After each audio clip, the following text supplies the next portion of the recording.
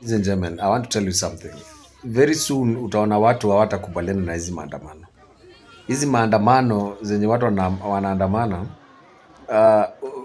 hawa activists hao unaona wanaandamana, wengi wao hata sio wengi wao, wote wanakuanga kwa payroll, wanakuanga sponsored. So hata wenyewe wakienda pale, wanaenda pale wanaanza chaos kidogo, wanaimba wimbo mbili tatu, and then after that wanatokea, and then kuna group fulani wanaota magoons.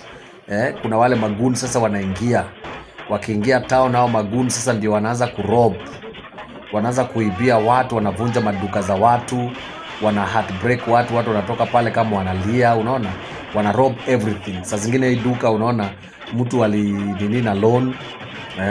Saa zingine ujui hii duka imemchukua how long kubuild hii duka, unaona sacrifices na challenges amepitia ndio ajenge hii duka. Wewe ushakuja kwa ile duka wenyewe umevunja na ukabeba kila kitu. Sasa hawa watu unaona wanaenda kuvunja maduka, waendange maandamano.